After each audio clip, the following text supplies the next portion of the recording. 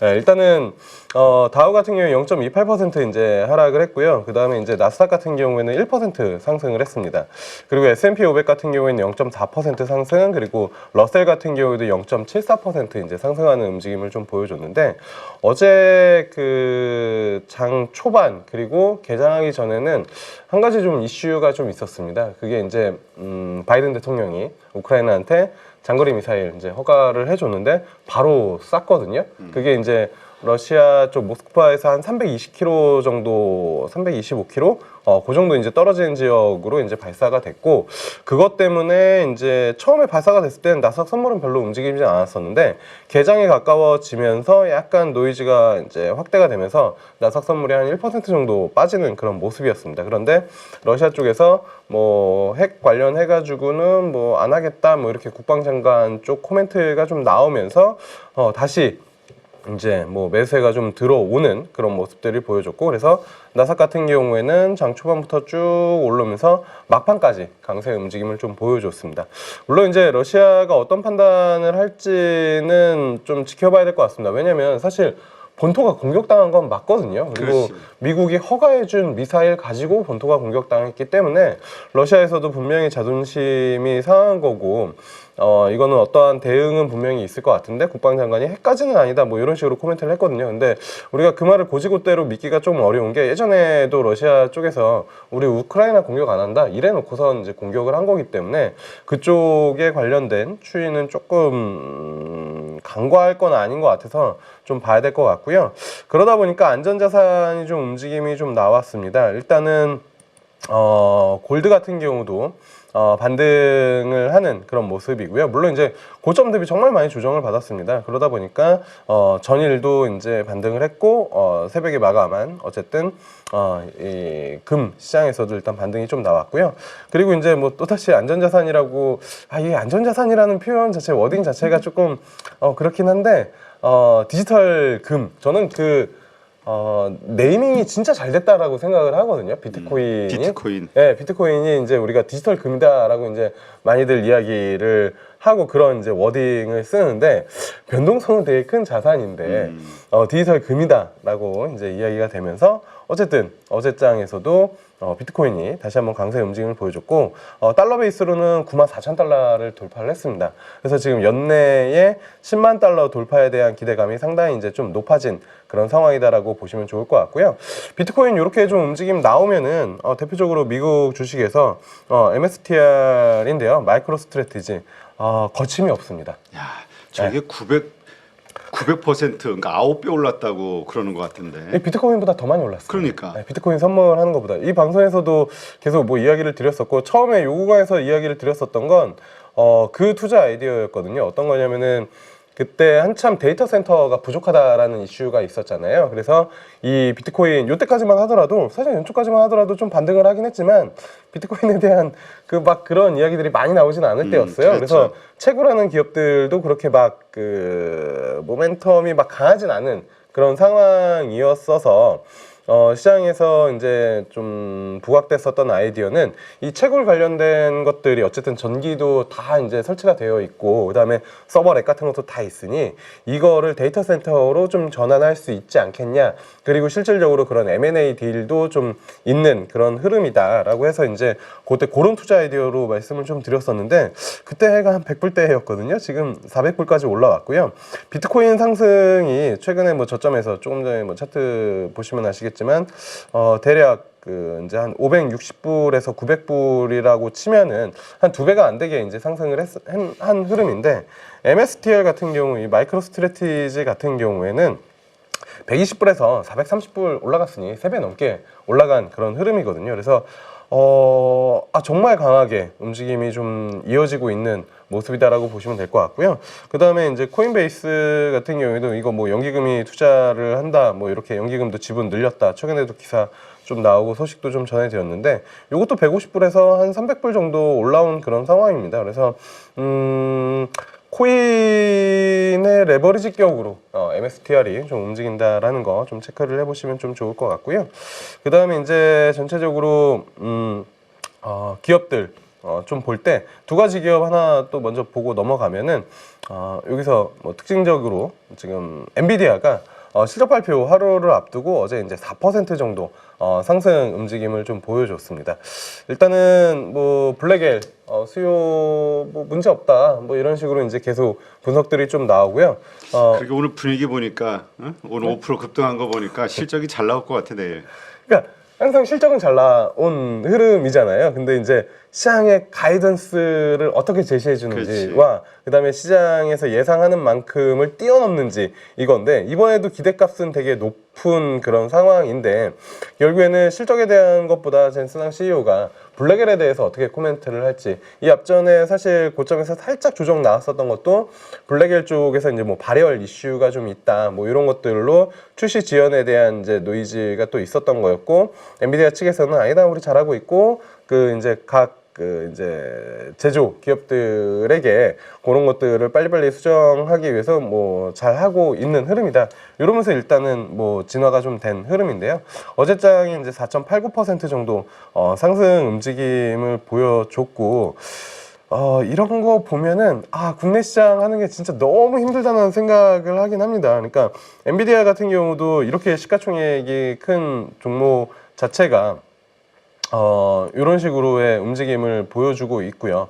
실적 발표 나오면서 어쨌든 위아래 변동성을 보여줄 텐데 통계적으로 올해 이제 실적 발표했을 때 주가의 변동성이 어쨌든 위쪽이든 아래쪽이든 한 18% 정도 가까이 변동성이 좀 나온다라고 이제 분석들이 좀 되고 있어서 실적 발표에서 젠스낭 CEO가 뭐 블랙엘 근데 저기 그러니까 어떤 식으로 얘기할지는 뭐 대부분 감은 잡히는 것 같아요. 그러니까 블랙엘 수요 좋고 우리 출시 잘 할 거다 그렇게밖에 코멘트를 그렇게밖에 코멘트를 안 할 것 같고요. 뭐 우리 안 되고 있다 좀 힘들다 뭐 이런 코멘트는 거의 나오지 않지 않을까. 뭐 AI 칩 수요는 폭발적이고 여전히 공급이 수요를 못 따라간다. 뭐 이런 식으로 이제 코멘트가 좀 나올 것 같은데 아무튼 시장의 반응이 어떻게 나올지에 대해서 이제 좀 체크를 해봐야 될 것 같습니다. 이게 이제 우리나라 뭐 이제 반도체에도 영향을 미치는 그런 흐름이기 때문에 엔비디아 그렇게 이제 좀 보시면 좋을 것 같고요. 그 다음에 이제 또 봐야 되는 것 중에 하나는 요거 M 로빈인데요. 이거 대표님 되게 아쉬워하시는. 이거 내가 무슨 맛 나오죠? 순간의 찰나의 기로를 텐베거를 놓쳤어. M 로빈인데요. 텐베거 그렇죠. 이게 지금 80불인데 저 유니티하고 아마 제 방송에서도 아마 얘기한 적이 있었어요.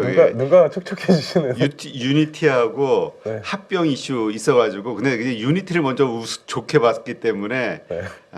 진짜 저 엠로빈 그 엠로빈 10배 올랐어 그때 이후로. 네, 떴을 때도 아쉬워하셨는데 그리고 나서도 50%가 더 그러니까 자 진짜 무지성 매매가 필요한 거야. 이게 진짜 정말로 그 돌아다니는 짤이 있거든요. 네. 막 국내 주식 하는 거는 뭐 재무제표 보고 뭐 차트 보고 이렇게 막 열심히 분석하고 서류 이렇게 쌓여 있는데 미국 주식 같은 경우에는 발가락으로 딸깍 해가지고 이제 수익 내는 그 짤이 돌아다니는데 아무튼 혁신하는 기업들은 미국 기업을 사는 게 맞는 것 같아요. 그리고 제가 계속 뭐 방송에서 말씀드리긴 하지만 저는 개인적으로 골목식당 이론 그다음에 당구 이론 이거를 계속 말씀을 드리고 있는데 골목식당 이론이라고 보면은 그러니까 우리나라 시장에서 제일 잘하는 기업들을 사는 게 맞고 해외 기업들이랑 비등하게 이제 경쟁을 해서 이길 수 있는 기업 그리고 당구 이론은 어떤 투자 아이디어가 있으면 쿠션 매기지 말고 그냥 미국 주식을 사는 게 답이지 않나 이 두 가지인데요. 어쨌든 엠로빈 같은 경우에는 AI 쪽 그 광고 기반하면서 뭐 실적도 잘 나왔고 그러니까 미국은 단순해 실적이 잘 나오면 돼. 네. 그러면 그냥 주가가 계속 가. 네. 우상향으로. 네. 그러니까 우리나라는 그 특유의 세론 그렇지. 우리는 실적 발표에서 잘 나오면 그때 매도가 나오는데 저희는 그때 막 20%씩 급등해 버리니까. 그러니까 우리나라는 실적이 나오면 이게 찬집인지 아닌지를 먼저 분석을 해야 되고 찬집이면 세론이 나올지를 고민을 해서 해야 돼서 기업 자체에 대한 분석보다는 시장의 수급과 그다음에 어디 쪽에서 많이 들고 있는지 그쪽에서의 뷰가 어떤지를 이런 부수적인 거를 막 체크를 하는데 노력이 되게 많이 필요한데 미국 같은 경우에는 보통 실적이 한 번 좋은 게 아니라 연속적으로 좋고 그다음에 수급이 계속 유입이 되다 보니까 실적 좋은 거는 이거 다음 분기 경영위도 가이던스 좋게 내주고 진짜로 그렇게 실적을 맞춰 나가면 주가가 반응을 하는 것 같습니다. 그래서 여기서는 호실적이 나오면은 그때부터 관심을 가져도 주가를 먹을 수 있는 룸들이 계속 생기는 것 같은데 그게 이제 좀 아쉬운 점이긴 한데요. 뭐 엠러빈 여기서 실적 발표 잘 나오면서 올라가고선 거기서 지금 50% 정도가 상승을 한 거니까. 네, 그래서 요새 저 뭐지 유니티 그때 저 엠로빈의 합병 제안을 거절한 그 유니티 이 사진들을 내가 욕하고 있지. 아니 물론 나도 유니티 한 20% 수익 났나 얼마 안 나고 나는 이제 매도하긴 했는데 그 다음에 쭉 빠졌었거든요. 그거 거절하고 유니티의 주가도 보여드리도록 하겠습니다. 유니티는 쫙 빠졌지. 네, 유니티는 지금 이렇게 하고 있는 그런 상황인데요. 그때 만약 합병 제안에 받았으면 어떻게 됐을까? 야 그때 시장 광고 시장을 확 장악하면서 더 커졌을 거야 시너지 나면서. 아무튼 엠러빈이 320%를 일단 하고 있는 그런 상황인데요. 여전히 추세는 기세는 살아있고 움직임 좀 좋은 것 같고요. 그 다음에 CRWD 요 크라우드 스트라이커도 일단은 크라우드 스트라이커 가지고 있다가 작년에 네.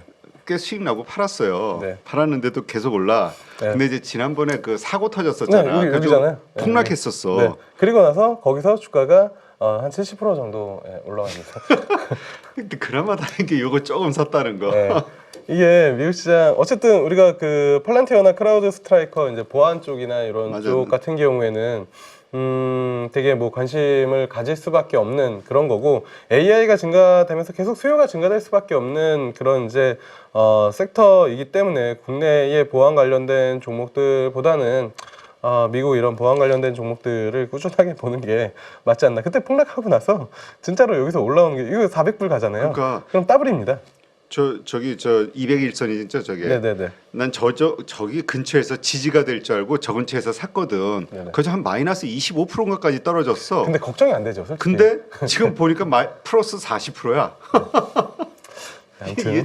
이게 그러니까 어떤 미국 정말 괜찮은 기업들은 악재로 떨어지면 그때가 그냥 매수 기회인 것 같아. 네네 맞습니다. 그러면 그냥 올라가요. 네. 그래서 우리가 피터 린치의 책을 보면서 국내 시장 투자를 하는 게 쉽지가 않은 그런 흐름 중에 하나인데 일단은 거기다가 월마트도 보면은 우리 이마트랑 제가 예전에도 한번 비교해드리긴 했었는데 어제 사상 최고가가 나왔습니다. 이것도 실적이 되게 잘 나왔고요.